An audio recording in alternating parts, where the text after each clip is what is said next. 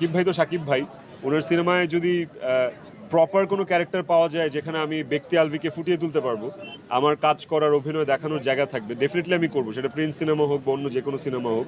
খেটে খাওয়া মানুষগুলোর পাশে একটু সবার আসলে দাঁড়ানো উচিত। আমি চেষ্টা করি, আমার সাথে আপনারাও দাঁড়াবেন। তো আমি আমারটাই যদি বলি, আমি যে পারিশ্রমিক নেই, আমার পারিশ্রমিকটা আমি ডিজার্ভ করি, আমি যোগ্য, সেই জন্য নেই। বাংলাদেশের চলচ্চিত্রের কিং শাকিব খান। তিনি শুধু একজন অভিনেতা নন, তিনি এক ধরনের প্রেরণা। যে চরিত্রে তাকে দেখা যায়, মনে হয় দর্শকদের জন্য সেটি বিশেষভাবে বানানো। তার সিনেমা মানেই ভক্তদের জন্য নতুন এক অভিজ্ঞতা, নতুন এক চমক। সম্প্রতি এই প্রসঙ্গে ছোট পর্দার পরিচিত মুখ, তরুণ অভিনেতা জোহর আলভী বলেছেন, শাকিব ভাই তো শাকিব ভাই, ওনার সিনেমায় যদি প্রপার কোনো ক্যারেক্টার পাওয়া যায় যেখানে আমি ব্যক্তি আলভীকে ফুটিয়ে তুলতে পারব, আমার কাজ করার অভিনয় দেখানোর জায়গা থাকবে, ডেফিনেটলি আমি করব। সেটা প্রিন্স সিনেমা হোক বা অন্য যে কোনো সিনেমা হোক।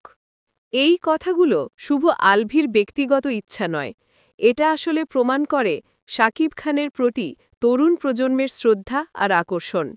কারণ শাকিব খান যে চরিত্রেই আসেন, সেখানেই জায়গা তৈরি করেন নতুন শিল্পীদের জন্য।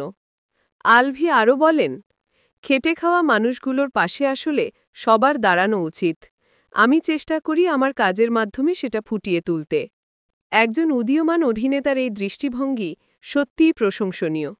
আর এর সঙ্গে যখন যুক্ত হয় শাকিব খানের মতো একজন তারকার নাম, তখন সেটি হয়ে যায় আরও অনুপ্রেরণাদায়ক। তাহলে কি সামনে আমরা বড় পর্দায় দেখতে পাব শাকিব খান আর জোহর আলভীকে একসাথে? সময় সেই উত্তর দেবে। তবে একটা জিনিস নিশ্চিত, শাকিব খানের উপস্থিতি মানেই আলোচনার ঝড়, আর তার সঙ্গে কাজ করার সুযোগ পাওয়া মানেই যে কোনো শিল্পীর ক্যারিয়ারে এক অনন্য অর্জন।